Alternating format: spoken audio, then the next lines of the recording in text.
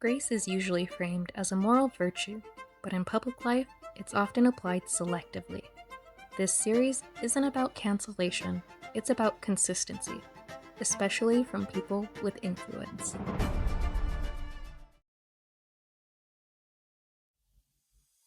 There's a thing that happens online that most people can feel, but is hard to explain without sounding biased. Two creators can do something similar, say similar things, use similar language, and even participate in the same kinds of dog piles, and the reaction will be completely different. One gets acceptance, and the other gets buried. DenimsTv is an interesting example of how audience acceptance will shape a creator's career. This video isn't about who's right or wrong, or if someone is a bad guy, and it isn't an entire retelling of their career. It's about watching how reactions change depending on where she is, who she's around, and how familiar she feels to the audience watching. In 2019, Denims became visible in debate-centric online spaces, especially Destiny's community. These spaces value a specific style, bluntness, confidence, and a willingness to challenge what they consider excesses of the left. Emotional language is viewed suspiciously, activism is often framed as performative, social conflict is treated like something you argue through rather than something you sit with. Denims fit into this environment.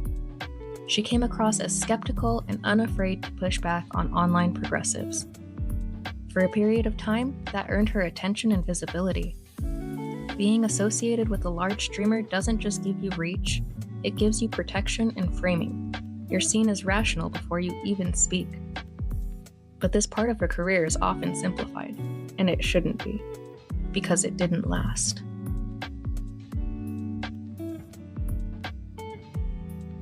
Around TwitchCon 2019, Denim's relationship with Destiny, and more importantly, with his community, deteriorated. There was personal conflict.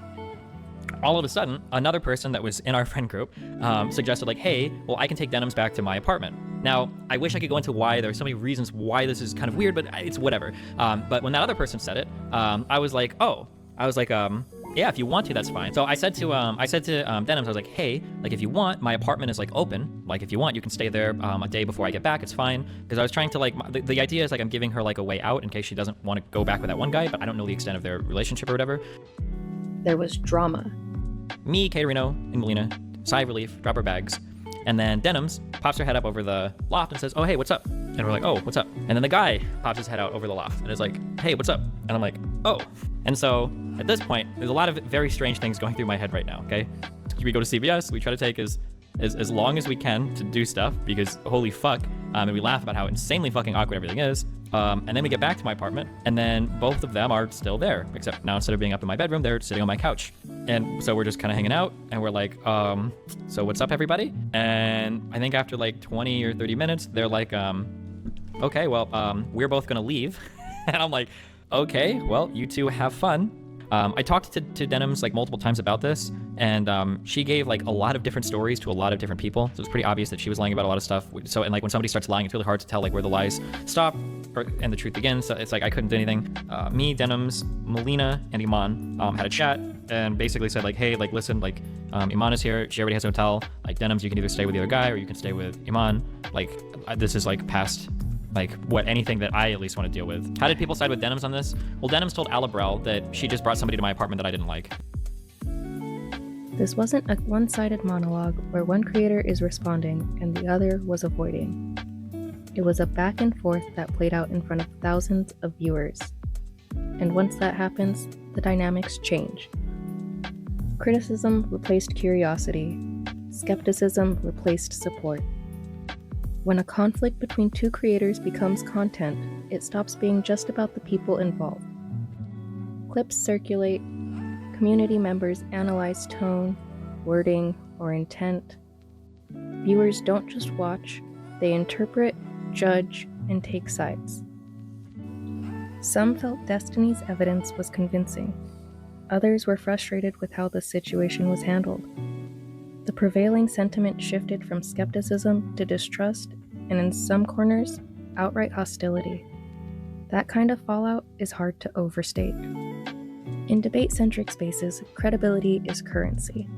Once an audience decides you've acted in bad faith, whether the assessment is fair or not, it tends to stick. Future appearances get filtered through that moment. Everything becomes a callback. For many creators, this is where things stall out completely. Denims didn't leave with consensus. She didn't leave with closure. She left in the middle of unresolved conflict. And yet this dispute didn't permanently define her career. She didn't try to repair her standing inside that community or relitigate the argument endlessly. Instead, she moved on to different spaces, different audiences, and different social dynamics. Over time, as she entered new ecosystems, the Destiny fallout faded to the background. This is the first clear example of a pattern that repeats itself later. A very public conflict, documented backlash, and still continued momentum.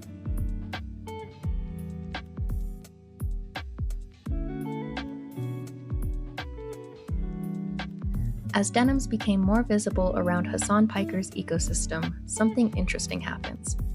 Hasan and his community had, and continue to have, a turbulent relationship with Destiny and his, both on a personal and professional level. Hasan's audience has a very different relationship to debate culture. Destiny is often positioned as an antagonist.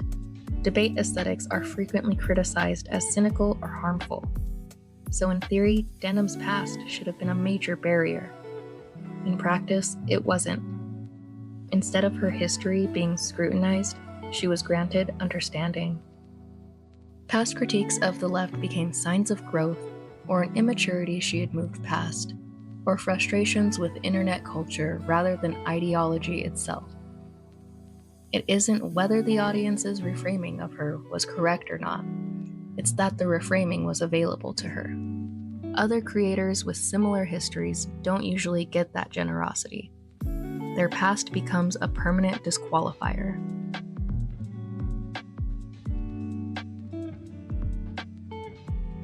Through Hasan's community and with the creation of the political podcast Leftovers, Denims became acquainted with Ethan Klein and his more mainstream audience. And mainstream audiences work differently. Aggressive critique is often tolerated, even encouraged, as long as it's aimed at the right targets. Context is supplied generously, tone is forgiven quickly. Within this space, Denim's commentary was treated as grounded and reasonable, even when it mirrored behaviors that were heavily criticized in others. The larger the platform, the wider the margin for error. Denim's transition worked because it was gradual, non-confrontational, and socially legible. She didn't arrive demanding absolution. She arrived familiar enough that people were willing to extend it.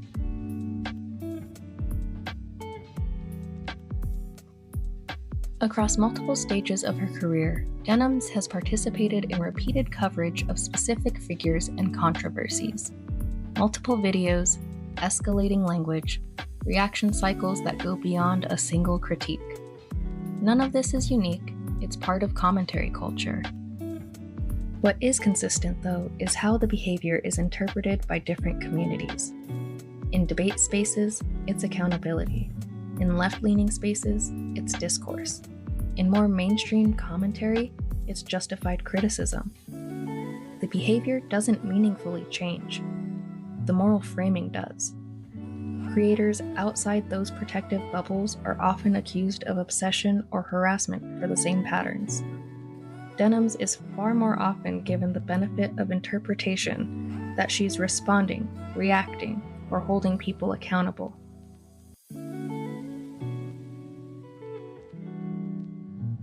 One of the clearest signs that a creator has accumulated goodwill is when they no longer have to defend themselves. Across Denim's career, her audience often steps in first. Critics are accused of bad faith, of taking things out of context, of projecting intent that isn't there, and often, Denims doesn't even have to say anything. At this point, the pattern reinforces itself.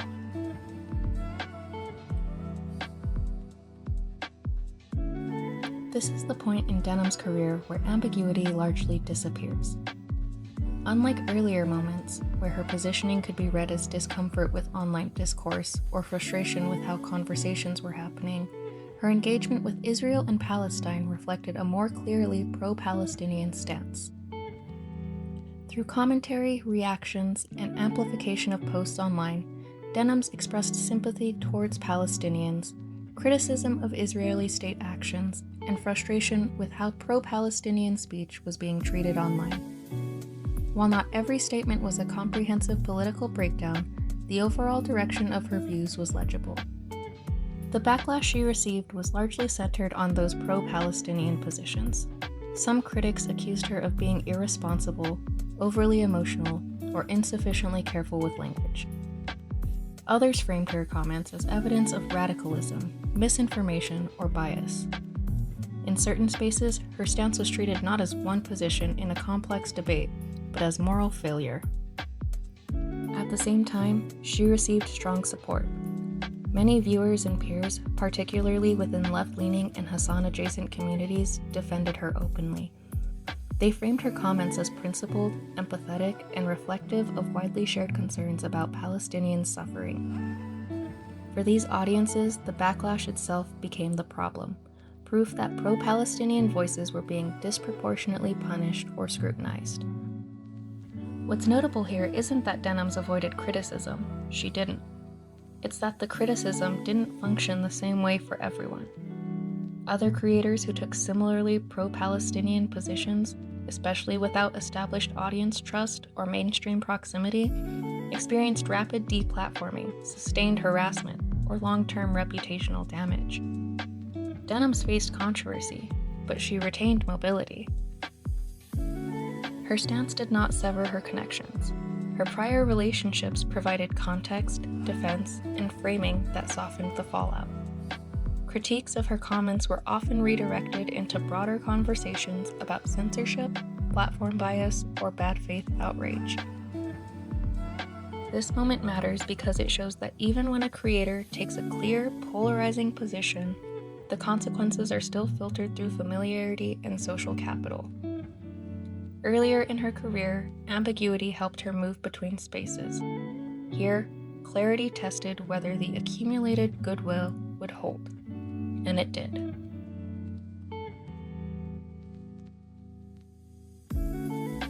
After the events of October 7th, lines were drawn directly through factions. With the disbanding of Leftovers and the emotionally volatile drama between Ethan and Hasan brewing, orbiters were bound to get caught in the crossfire. Ethan released Content Nuke Hasan Piker and registered it with the Library of Congress for copyright purposes.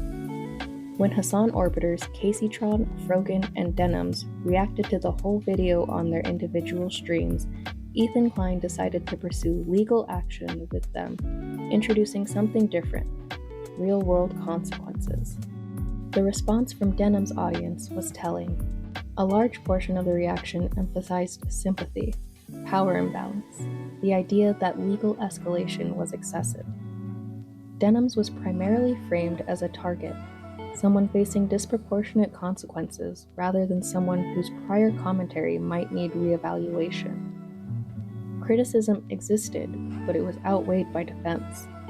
When power enters the picture, the goodwill from the audience doesn't disappear. It often intensifies.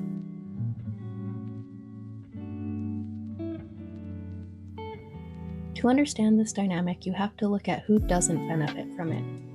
Creators who leave spaces loudly, who challenge dominant figures directly, who lack familiarity or social insulation. Their ambiguity is treated as cowardice.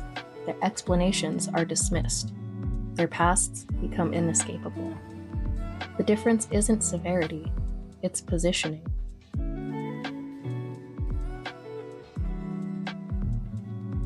Denims isn't uniquely bad, and she isn't uniquely good. She's illustrative. Her career shows how the benefit of the doubt accumulates, travels, and is enforced heavily. It shows how familiarity can outweigh consistency, and how some people are allowed to change without being permanently defined by where they started. This isn't about intent, it's about who gets time. And once that time is granted, it's very hard to remove. Hey everyone! Thank you for watching, and if you enjoyed the video, please like and subscribe to the channel. See you next time!